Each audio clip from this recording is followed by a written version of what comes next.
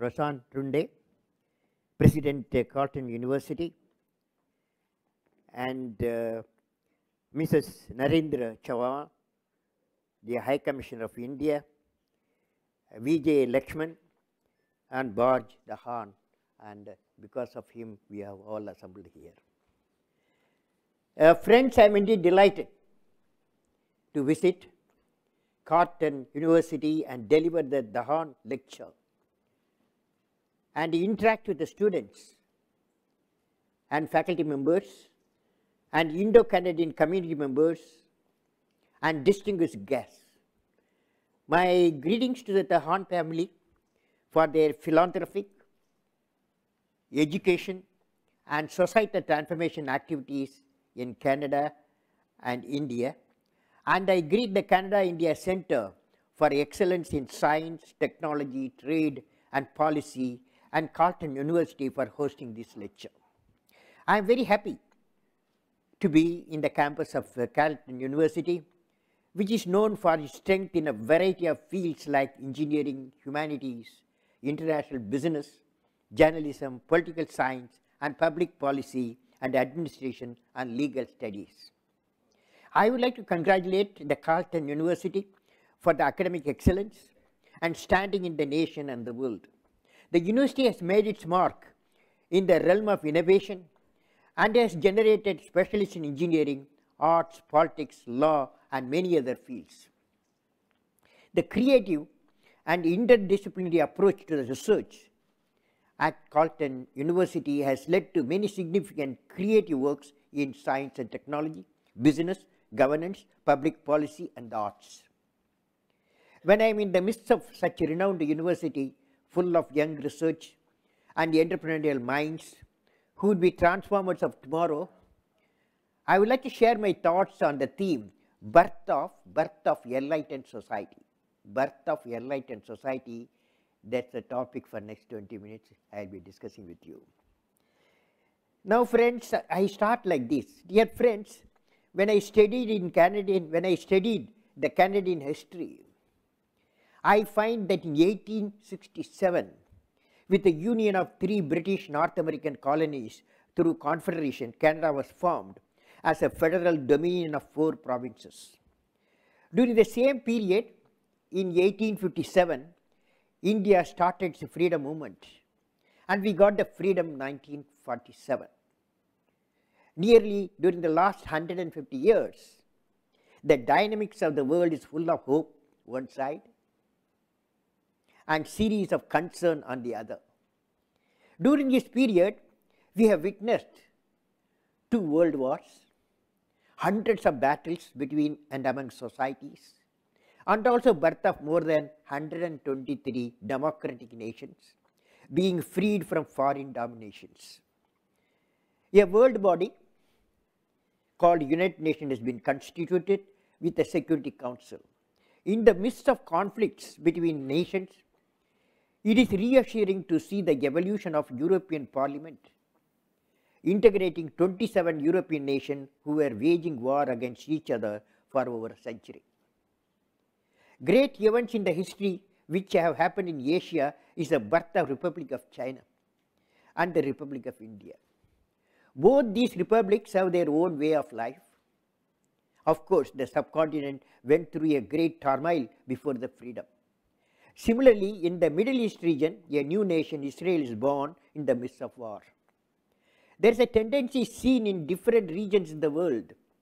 Nations are desiring to come together for economic development of the region and promoting peace and prosperity. That is how ASEAN and SAARC are born on the lines of European Union. However, there is a need for these cooperation to get strengthened further through an institutional mechanism. Another star which appears in front of us, women empowerment, taking place in democratic countries, both at the helm of political leadership and parliament. Still, we have long way to go. In history, we have seen how the slavery has been a curse, and a person like Abraham Lincoln entered into the scene, and in the midst of conflict and war, USA was born. But Lincoln was assassinated. In India, a new experiment started by Mahatma Gandhi in 1930s, the Ahimsa Dharma, that is peaceful non-cooperation movement, not only resulted in India's attaining its freedom, but the cause of freedom for many nations. Similarly, in Africa, the apartheid system, which was present for centuries, was eliminated due to the sacrifice of a person like Nelson Mandela, who was in prison for over 26 years. In short, during the last 150 years, we have seen how world of nations have recovered from wars and have been successful in generating peace, at least in certain regions. Slavery has been abolished. Democratic institutions have started working. The use of science and technology through humane enterprises have started improving the lifestyle of societies. Large number of people have moved over to the electricity from the kerosene lamp. Instant worldwide communication with audio video has become possible. Transportation speeds have increased phenomenally, and the World Wide Web has made the world a single unit.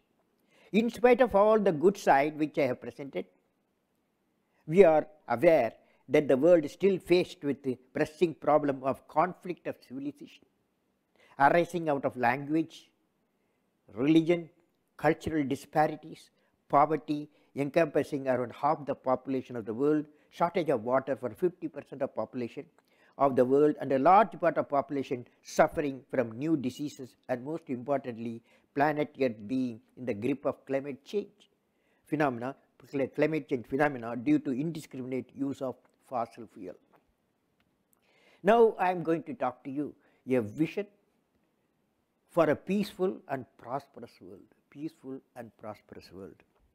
In this environment of conflicts, I am asking myself, in the presence of such an enlightened audience in Canton campus, can we collectively make it possible in every part of the world, people living in a green environment without pollution, having prosperity without poverty, a peace without fear of war, and a happy place to live lives for all citizens of the world. This is the theme of the talk. Friends, I am going to present a researched solution based on my lectures to multiple universities in India and abroad, and working on number of projects with youth of the nations. We have generated a treatise called Evolution of a World Enlightened Citizen. Evolution of World Enlightened Citizen. I am inspired by the words of Swami Vivekananda. He said, God is present in every jiva, every life. There is no other God beside that. Who serves jiva serves God indeed. For achieving this, what we need is a carrier of eternal goodness among all human beings with wholesome human contact, and this is the righteousness in the heart, a hymn which I have heard in a spiritual center. It goes like this: where there is a righteousness in the heart, there is beauty in the character. Where there is beauty in the character, there is harmony in the home. Where there is harmony in the home, there is order in the nation. Where there is order in the nation, there is peace in the world. So friend, this is true for the whole world. When we need peace in the world, we need order in the nation. We need harmony in the home. Whichever part of the world, the origin is righteousness in the heart. How do we evolve righteousness in the heart for every citizen of the world? That is the starting point of evolution of enlightened citizens of the world. Evolution of an enlightened society. Friends, I would like to put forth to this important gathering a methodology for evolving a happy, prosperous and peaceful society in our planet, which I call it evolution of a world enlightened citizens. How do we create such an enlightened citizen? It can be achieved through a three-dimensional approach, namely education with value system, religion transformed into spirituality, this is tough but it has to be done, economic development for societal transformation. Let us discuss education with value system. We have seen that the seeds of peace in the world have their origin in the righteousness in the heart of every individual. Such righteousness citizens lead to the evolution of a enlightened society. The education value system has been so designed that the righteousness in the heart is developed in young minds. That should be the mission of education. The prime learning environment is to 5 to 17 years of age. This reminds me of an ancient Greek teacher saying, give me a child for 7 years. Afterwards, let God or devil take the child, they cannot change the child. This indicates the power of great teachers and what they can inculcate in the young minds. Parents and teachers must inculcate moral leadership among the children. It requires the ability to have insight into the uniqueness and universality of the human consciousness. True education is the acquisition of enlightened feelings and enlightened power to understand daily events and to understand the permanent truth linking man to his environment, human and planetary. While I was in a college, long ago, many of you are not in idea form, 1950s. When I was in college, I remember the lectures given by the highest authority of a Jesuit institution, Reverend Father Rector Kalathil of St. Joseph's College, Tiruchirappalli, Southern India. Every week, on Monday, the Father Rector will come, will take a class for an hour. He used to talk about good human beings, present and past, and what makes good human beings. In this class, he used to give lectures on personalities such as Buddha, Confucius, Saint Augustine, Khalifa Umar, Mahatma Gandhi, Einstein, Abraham Lincoln, and moral stories linked to our civilizational heritage.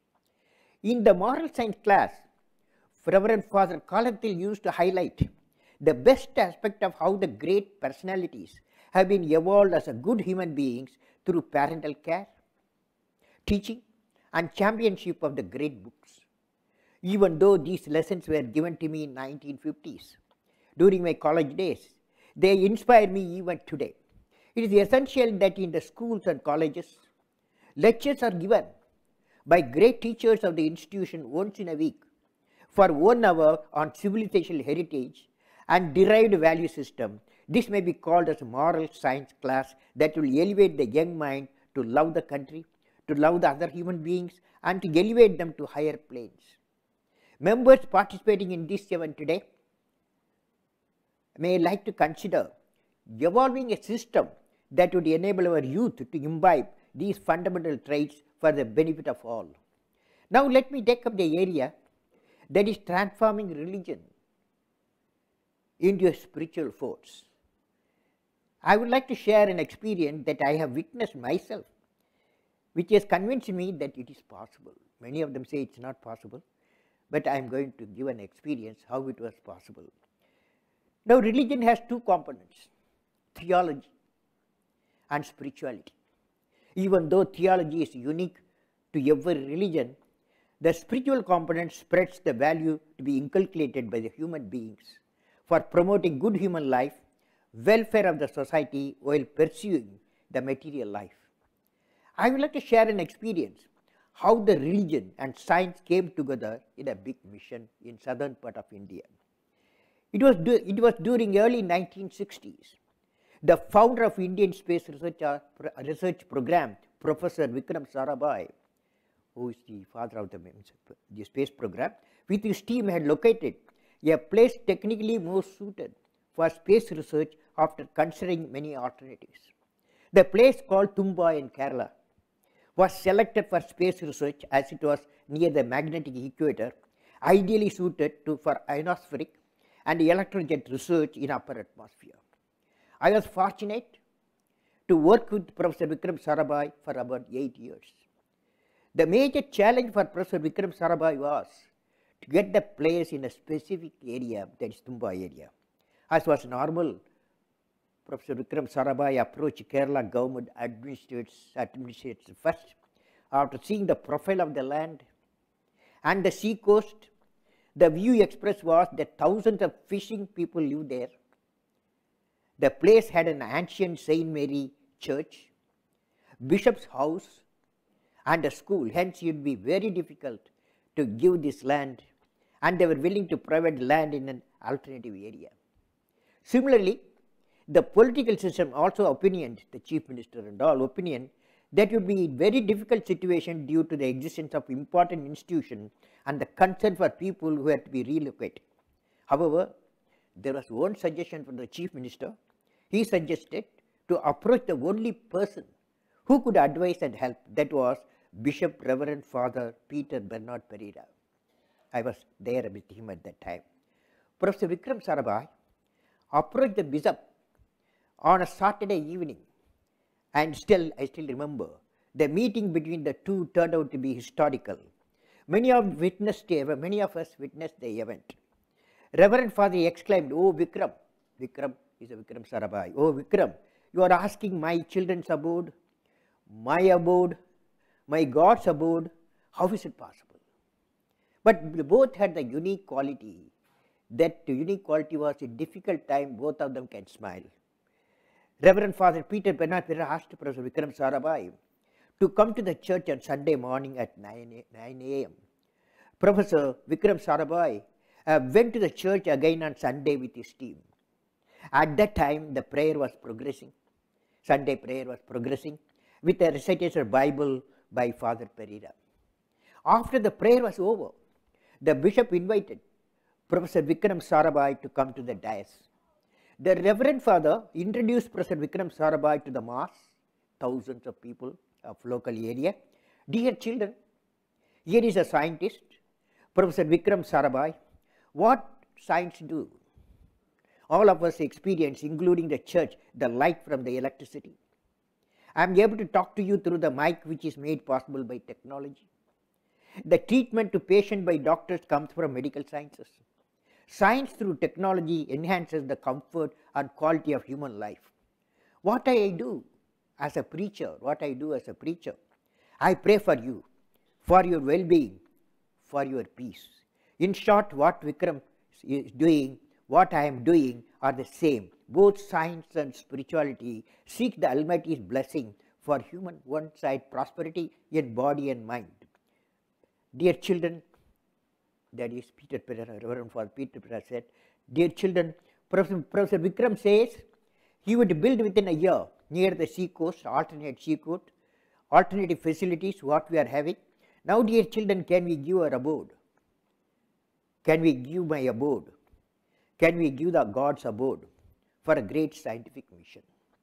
There was a total silence like what you are holding now, a pin drop silence. Then all of them got up and said, "Amen," which made the whole church reverberate. Friends, that was the church. We had our design center where we started rocket design, rocket development, rocket assembly, and the Bishop House was our scientist working place.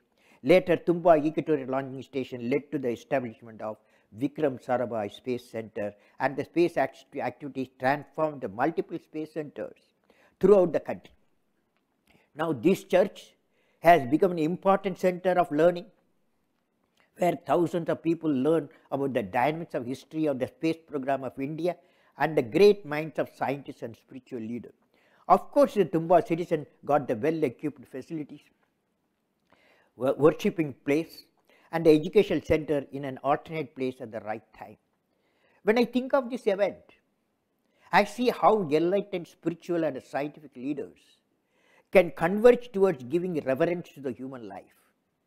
Of course, the birth of TERLS and Vikram Sarabhai Space Center gave the country the capacity for launch vehicles, spacecraft, and space application that have accelerated social economic development in India to unprecedented levels.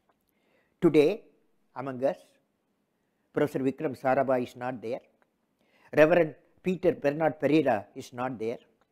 But those who are responsible for creation and making flowers to blossom will themselves be a different kind of flower, as described in Bhagavad Gita, which says, "See the flower, how generously it distributes the perfume and honey. It gives to all, gives freely of its love. When its work is done, it falls away quietly. Try to be like the flower, unassuming despite all its qualities." What a beautiful message to the humanity on the purpose of life reflected of the spiritual component. Can we bridge the spiritual component of the religion to bring peace to the nation and to the world? I have given you an example. I am trying to locate, is there something happened anywhere in the world? If you are aware, you can send a mail to me, apj@abdulkalam.com. Now friends, I would like to talk to unity of minds. I like to recall one incident which commonly occur in many parts of my country. I have witnessed this event when I was a young boy, 10 years old, 1941, British India. In our house, periodically, I used to see three different unique personalities meet. Pachi Lakshmana Shastrihal, who was the head priest of famous Rameswaram temple and a Vedic scholar. Reverend Father Bodal, who built the first church in Rameswaram island, and my father, who was the imam in the mosque. All the three of them used to sit and discuss the island's problems and find solution. In addition, they built several religious connectivities with compassion. These connectivities quietly spread to others in the island like a fragrance from the flowers. This sight always comes to my mind whenever I discuss with the people of dialogue of religions. Thought of, throughout the world, the need to have a frank dialogue among cultures, religions, civilization, and is being felt now more than ever. These two instances, what I have narrated, give me confidence that religion definitely can be bridged through spiritual components. We have to spread such glad tidings to every part of the world. Now friends, finally let us discuss the third important component of a enlightened society, which is to achieve economic development for the societal transformation. For example, Indian economy is growing 6% per annum because of otherwise 9%. Now last 2 years 6% per annum. We have to work for increasing this growth in the three sectors: agriculture, manufacturing and service sector. Our aim is 12th plan is to realize the target of 8.2% or more GDP. We have a mission of spreading this economic growth throughout the country through a program called PURA, providing urban amenities in the rural area, which envisages provision of physical, electronic, knowledge connectivity, leading to economic connectivity of all the 600,000 villages in the country. This will uplift the quality of life of 350 million people living below poverty line. The aim of the program is to empower the citizens with good quality of life encompassing nutritious food, good habitat, clean environment, affordable health care, quality education and productive employment integrated with our value system drawn from civilization heritage, leading to the comprehensive development of the nation that will bring smiles in 1 billion plus people. Every nation can have its own vision for economic development. In conclusion, friends, I have seen three dreams which have taken shape as a vision, a mission and realization. Space program of Indian Space Research Organization, Agni program of Defense Research Development Organization, PURA providing urban amenities rural area becoming the national mission. Of course, these three programs succeeded in the midst of many challenges and problems. I have worked in all these three areas. I would like to convey to you all friends, particularly young friends, what they have learned on leadership from these three programs. Number one, leader must have a vision. He should be a visionary or she should be a visionary. Leader must have a passion and accomplish the mission. Leader must be able to travel into an unexplored path. Leader must know how to manage a success and failure. Leader must have courage to take decision. Leader should have nobility in management. Leader, every action of the leader should be transparent. Leader, most importantly, should work with integrity and succeed with integrity. I have been discussing these essential traits of creative leaders with people of eminence in different areas and students from India and abroad.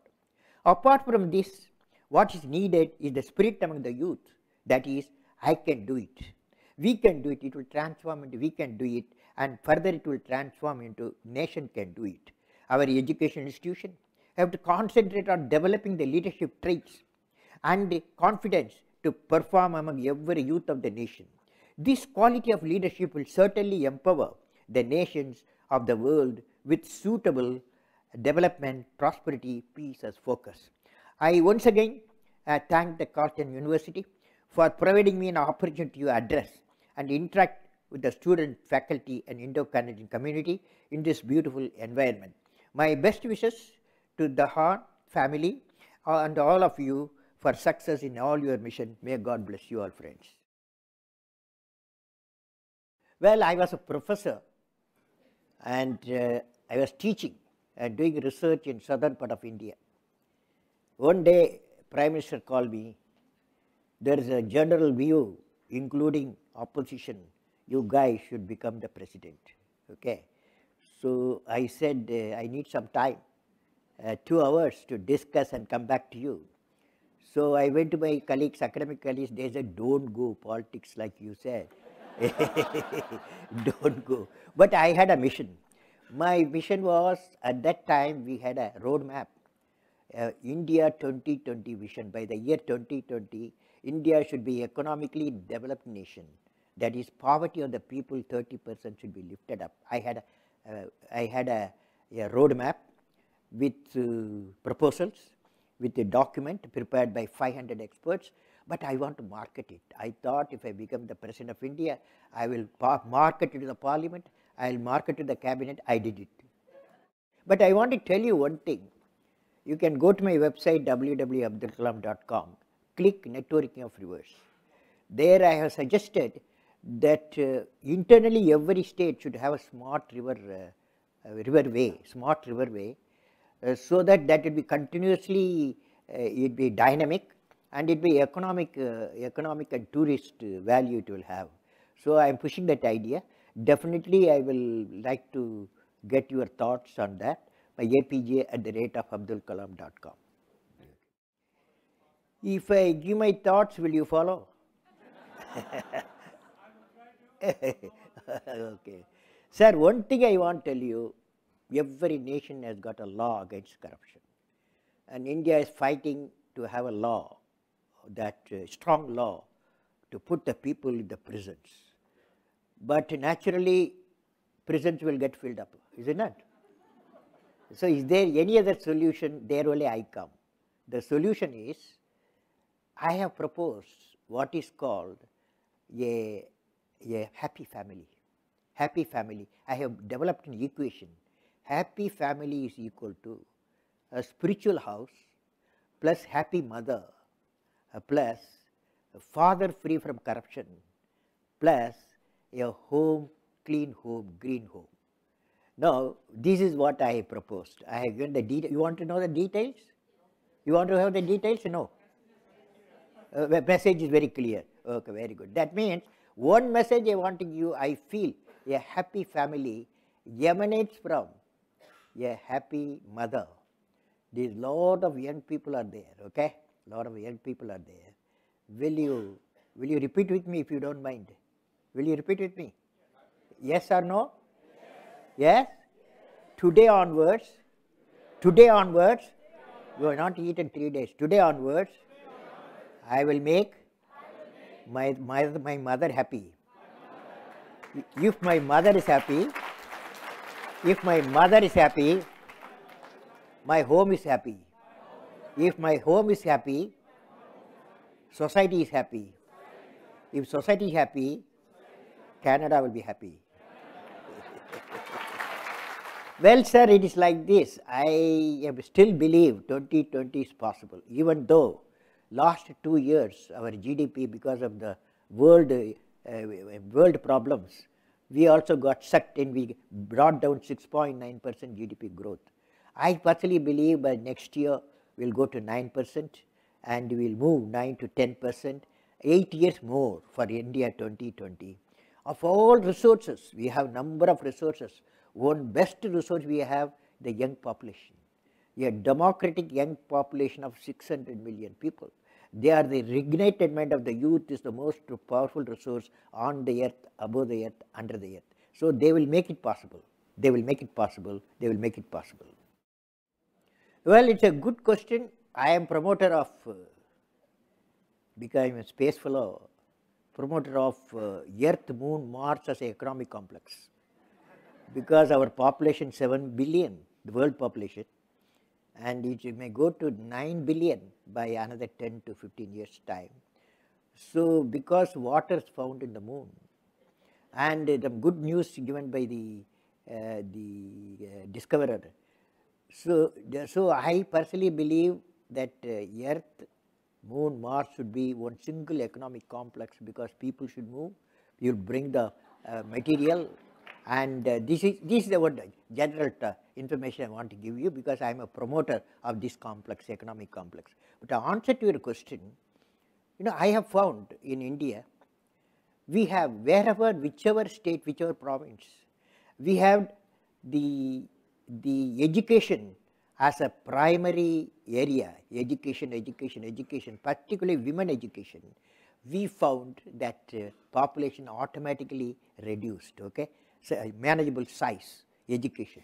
Now, the recently government of India passed a bill in parliament which says up to age 15, all the boys and girls will have free and compulsory education.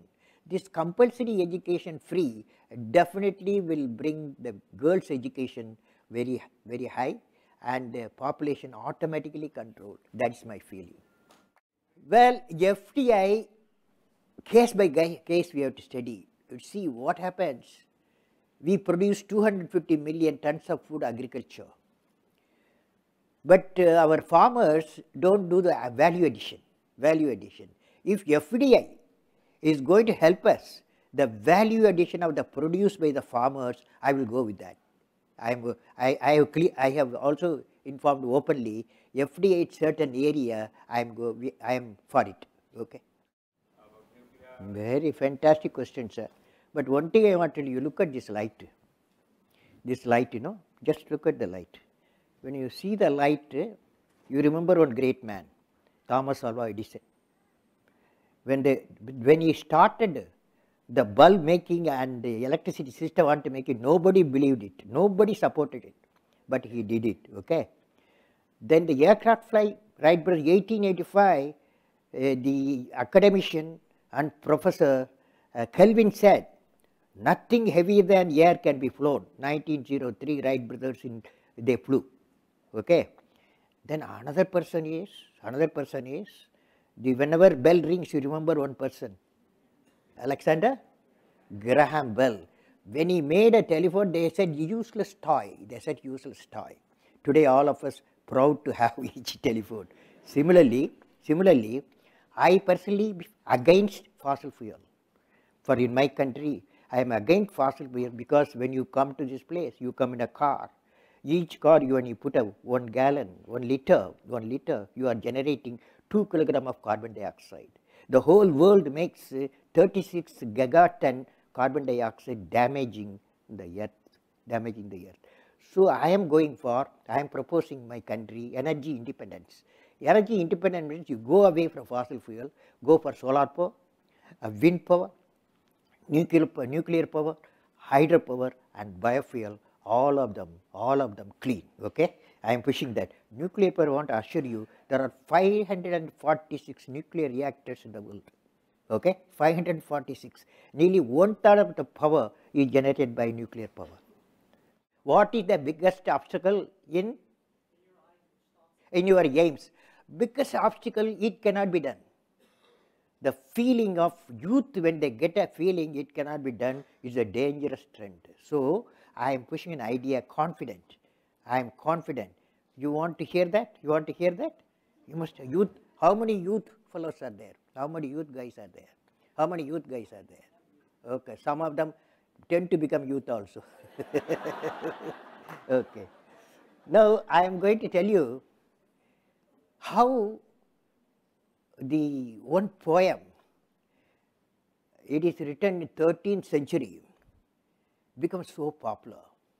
I have modified the poem to suit the occasion to the young people. It is like this. It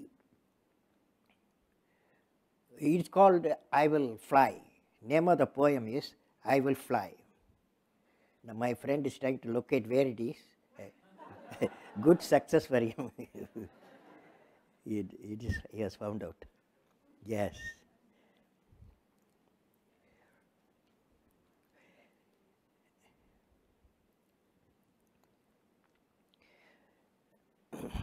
This is I will fly. Will you repeat? If young minds can repeat. Will you repeat? I am born with potential. I am born with goodness and trust. I am born with ideas and dreams. I am born with greatness. I am born with confidence. I am born with wings.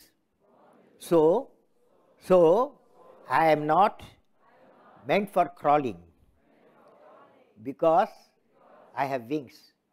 I will fly. I fly. I fly. That is the answer for you.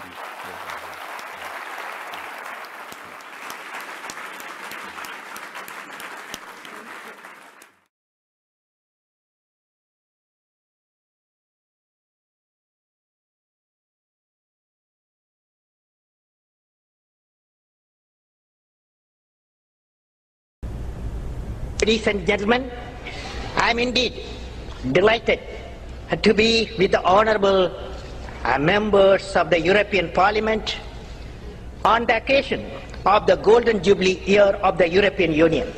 I am reminded of the dream of an Indian poet, Kaniyan Pungundranar, who articulated in 3000 years back in Tamil classic Purananur.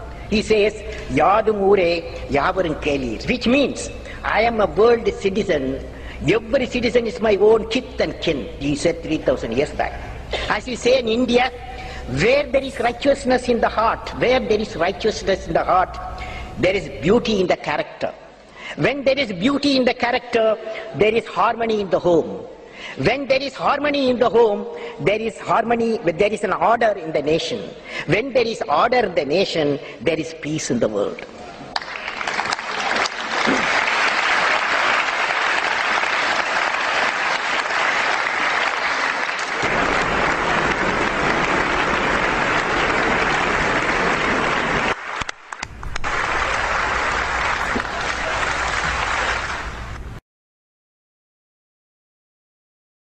Today, I am delighted to be in the midst of the members of the University of Kentucky, recognized for its world-class arts, science, and technology programs. And my greetings to the student, faculty members, alumni, staff, and distinguished guests and assembled here. I consider it as a great honor to me for being awarded the Doctorate of Science by prestigious university whose core values are innovation, creativity, problem solving, and collaborative teamwork, which is essential for a sustainable societal growth. My greetings to the university authorities and the Board of Trustees.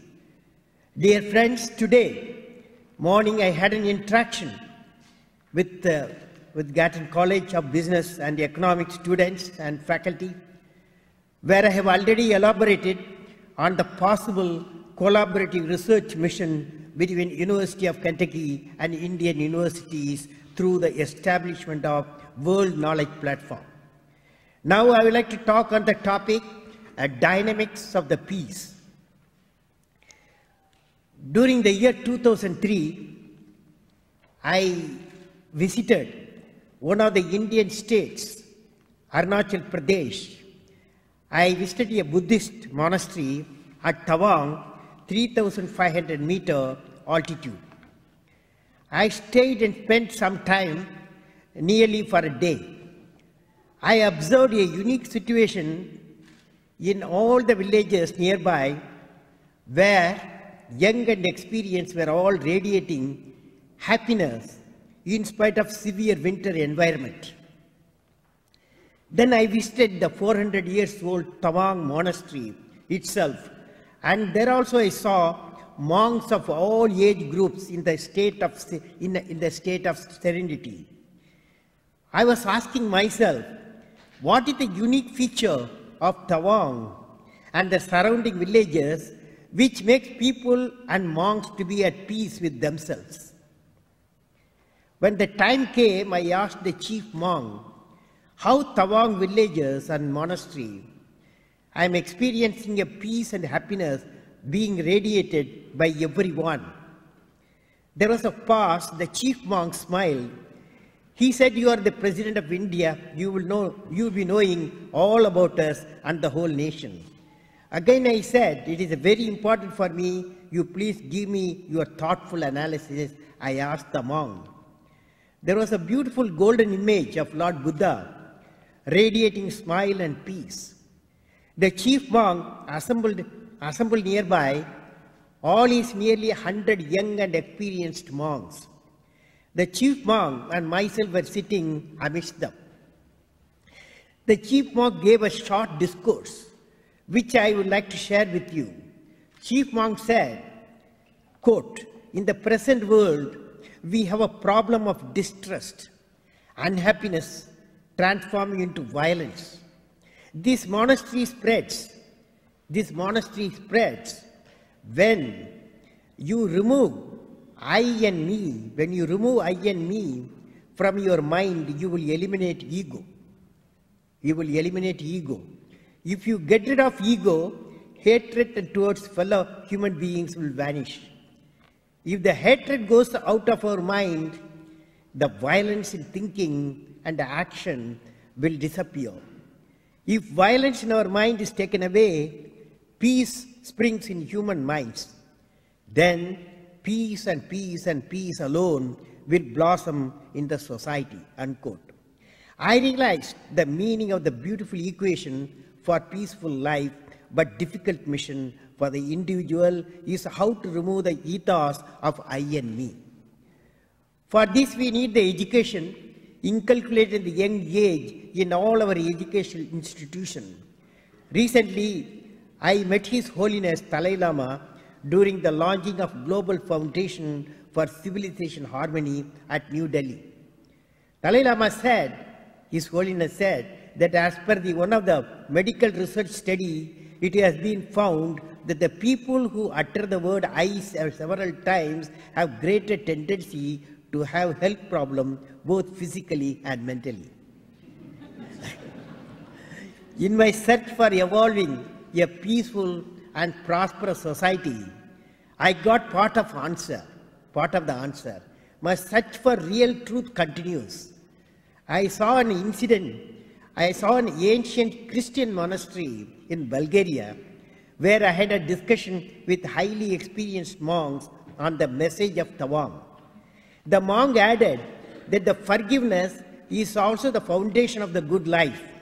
Similarly, in the birthplace of Swami Vivekananda, I explained the Tawang experience to the disciples, and they too felt the Tawang experience indeed is beautiful. They added, trait of giving will add to peace and happiness. Then I visited Ajmer Sharif, where I participated in the Friday Namaz. Here the Sufi expert told me that Almighty's creation, the man has been challenged with another powerful creation of Shaitan. Only good deeds lead to good thinking. Good thinking results into actions radiating love as commanded by the Almighty. While talking about good deeds, I am reminded of the advice given to Gandhiji by his mother when Gandhiji was a 9-year-old boy. She says, mother said to son, "Son, in your entire lifetime, if you can save or better someone's life, your birth as a human being and your life is a success. You have the blessing of the Almighty God." This is the advice Mother Mahatma Gandhi gave to her son. This advice has made a deep impact in the mind of Gandhiji, which made him to work for the humanity throughout his life. During his 100th birthday of His Holiness, Sri Shivakumara Swamiji of Sri Siddhaganga Mat Tankur, a southern state of India, a message of giving came to my mind, celebrating his contribution, which I would like to share with you. It says that, O my fellow citizen, in giving you receive happiness in body and soul. You have everything to give. If you have knowledge, share it. If you have resource, share it with the needy. Use your mind and heart to remove the pain of the suffering and cheer the sad hearts. And giving, you receive the happiness. Almighty will bless all your actions. What a message! What message do we get from all this experience? All this experience give an insight that human beings can attain lasting peace and happiness only when they rise above themselves and work towards serving others without external temptation. Is it utopian goal or is it practicable the day-to-day life? I have come across many incidents where people have, irrespective of their normal professional affiliation, have come forward for great societal mission by giving.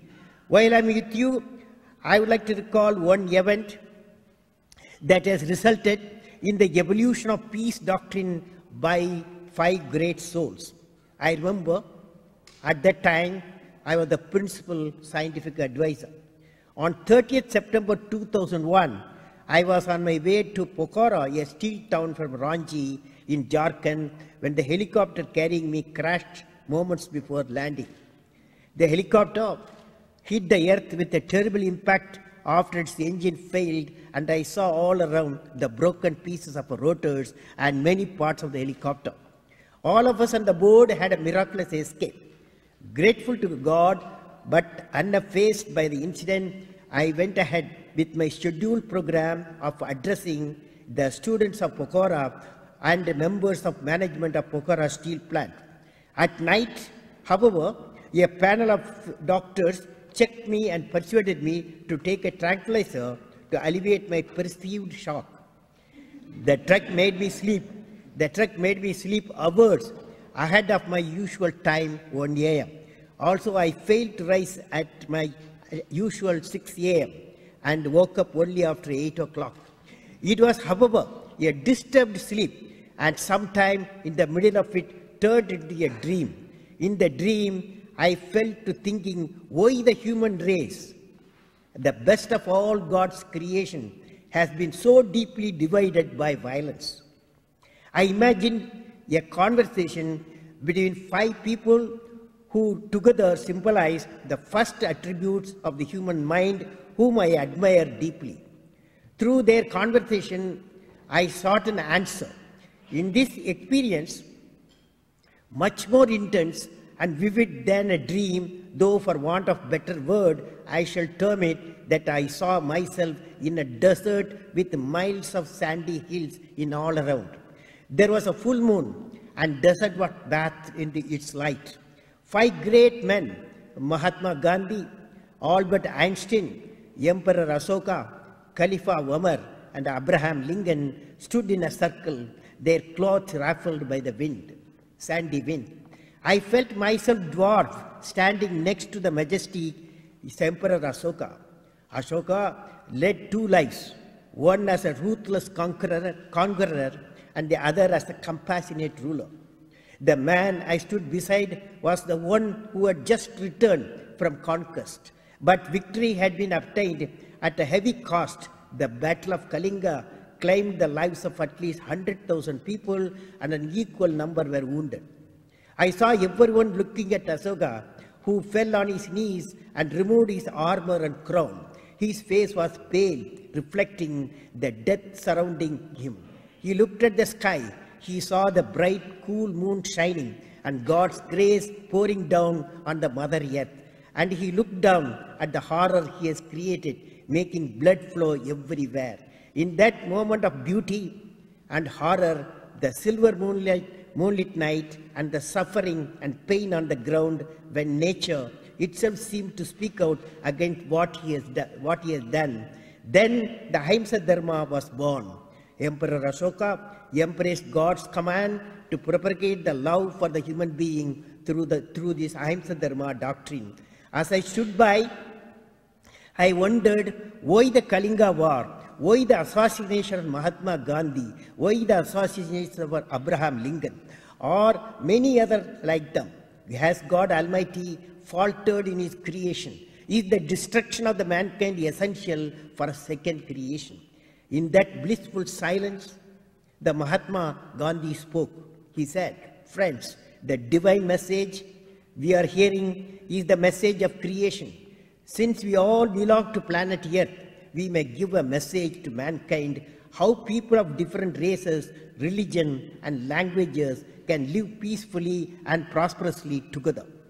God Almighty," Mahatma Gandhi said, "God Almighty has blessed us all with something unique that we passed on to mankind through our deeds and efforts. Is that working?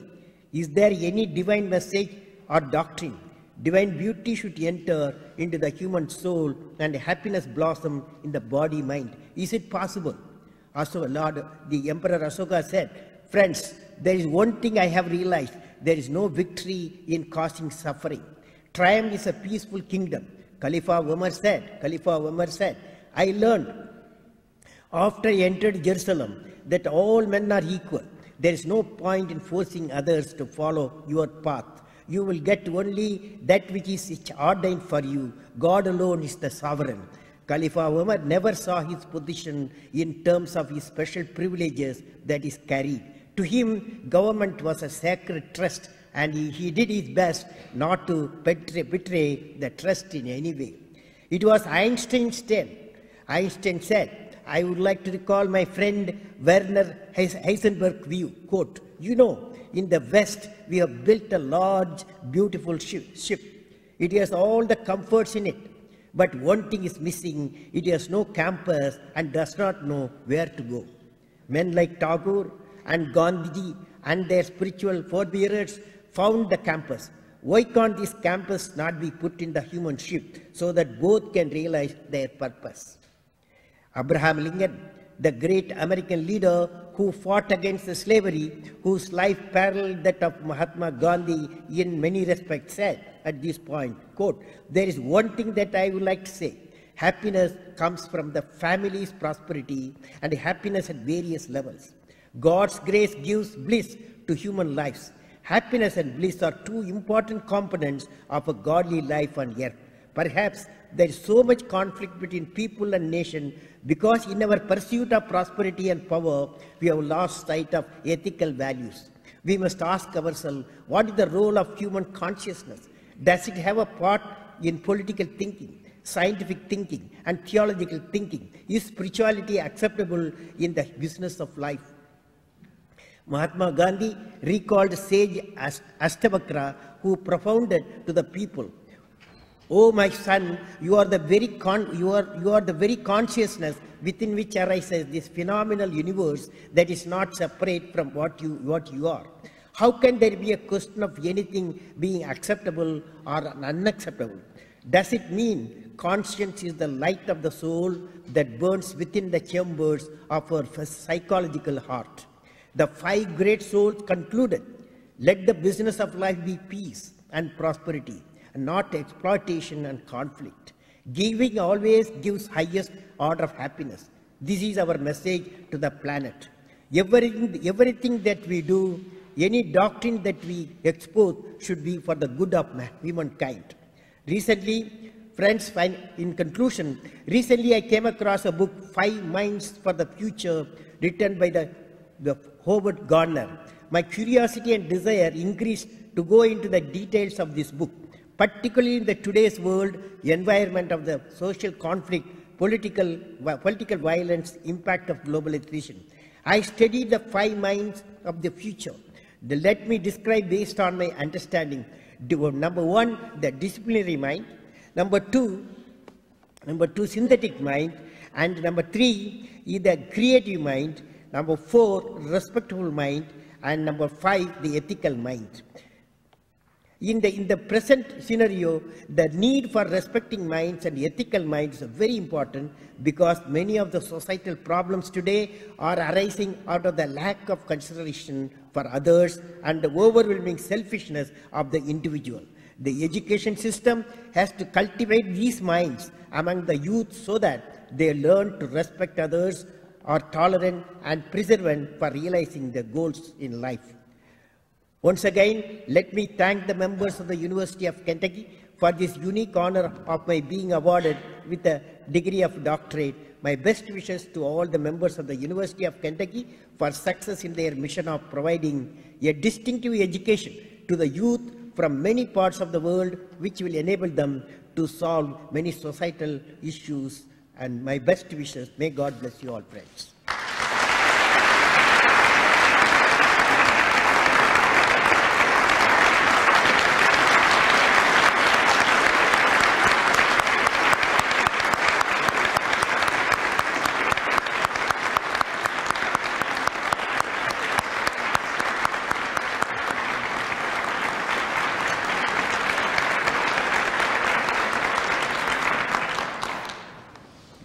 my script asked for me to ask the audience to stand and give you a standing ovation, but they are well behaved, so they, your greatness preceded that comment.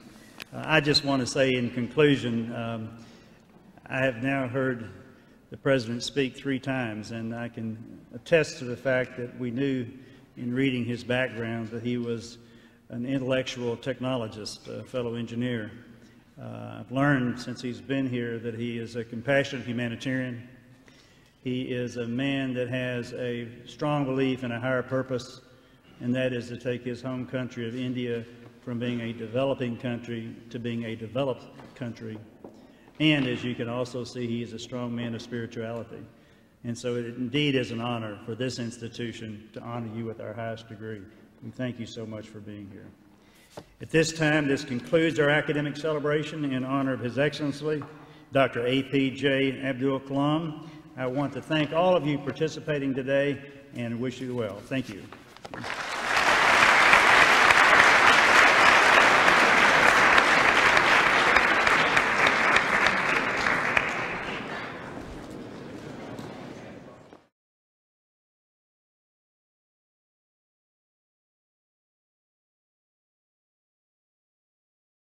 And dear students, to every one of you, my greetings. On this great day of a beautiful day of thinking about Swami Vivekananda, I am very happy to see young people. I am delighted to be here at the Indian Institute of Technology, Madras, and address the members of this renowned place of learning and other guests present here. My greeting to you, my friends. Before I start, I would like to say this IIT Madras is very close to my heart in many ways, because my professor who taught me design of aircraft, he became the director of this IIT Madras, Professor Pandale, and he was my guru. It's a fantastic guru because he used to take class 7:30 to 10:30 in Madras Institute of Technology. 7:30 to 3 hours class. Have you come across that 3 hours class? Have you? Have you? So he used to take every alternate day, he used to take 3 hours class. Friends, before I begin my address, I would like to share a thought with all the youth present here. I have met so far 11 million youths present, 11 million youth like you in a decade's time from various parts of the country. I have met, and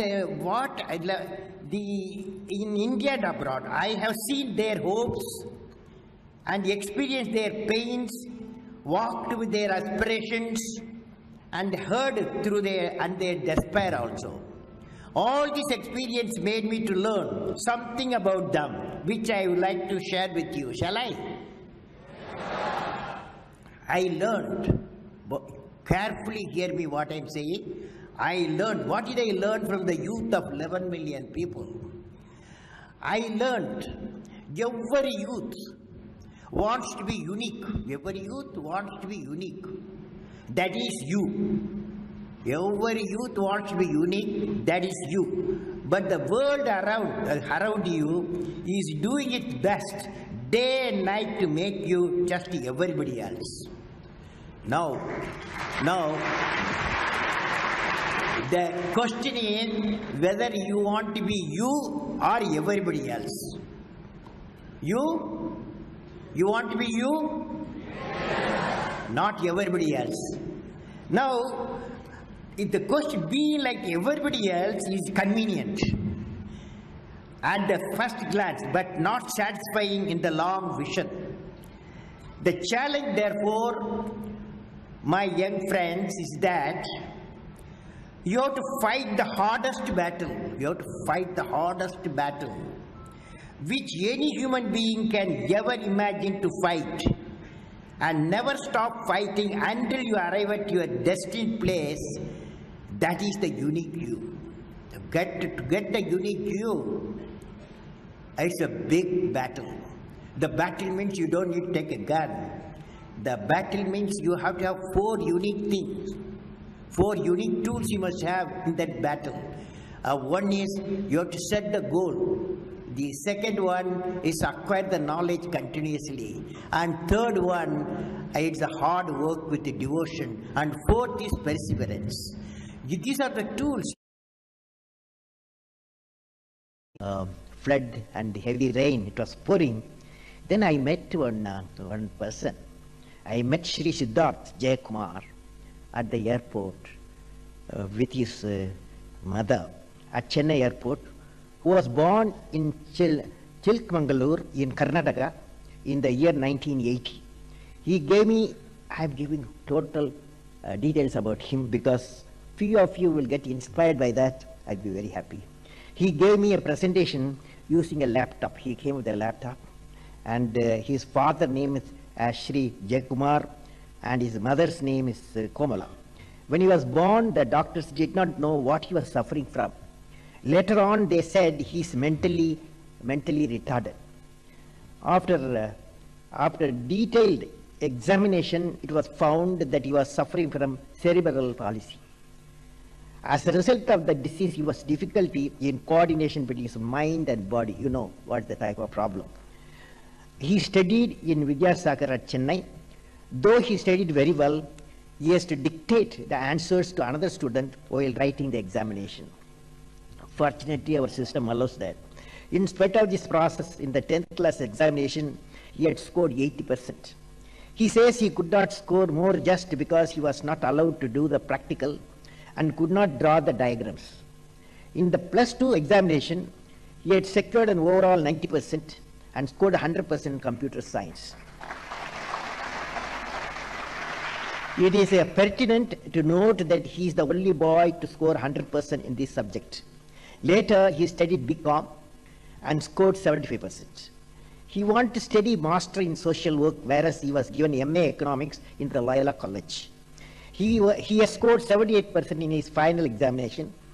Shri Siddharth, after completing his MA, worked as a teacher in Vidyasagar itself. Later, he attended a disability job fair. This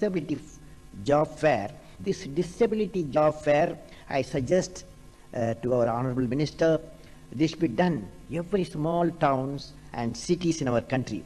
Later, he attended a disability job fair organized by Ability Foundation, an NGO working for the welfare of the disabled. In the job fair, he was selected by ABN AMRO looking at his academic track record. ABN AMRO is the bank, has designated him as an officer for verifying the export and import documents of the clients. To enable him to perform this job, ABN AMRO Bank has trained him to learn the banking and import and export procedures of countries like Japan, Korea, Indonesia, Thailand, Australia. He is the first student to be employed with cerebral palsy outside Vidyasagar. He loves mathematics. He has a mission of carrying, I asked him, what is your mission? He has a mission of carrying out social work, particularly for uplifting the life of special people with multiple disabilities. What a beautiful thought. The experience of Sri Siddharth clearly brings out the special strength available with certain people with some disabilities. Our social system and the education institution must recognize the strengths of the individual and provide the opportunity for these flowers to blossom. Hence, the same thing happened, for example, in the case of Einstein. He's, of course, everything was okay in his system, but in Germany, he was not given admission at the 9th class because he could not score. He could not pass all the subjects except physics and mathematics. Whereas when he went to Switzerland, and the principal saw his expertise in physics and mathematics, and he directly admitted him in a polytechnic. So that one single action of a teacher, recognizing the best of the mind, we got the relativity, the world got the relativity theory, the world got the famous equation E equal to mc square. The same thing happened to Ramanujam, a genius in Ramanujam, mathematics genius, and nobody recognized, only Professor Hardy, Cambridge, recognized his mathematics, and today number theory brought out, and at that time there is one Pundi, and Namaswaya Mudriyar, with anguish he says, it is the destiny of our nation that an Indian brain requires an acknowledgement from a foreign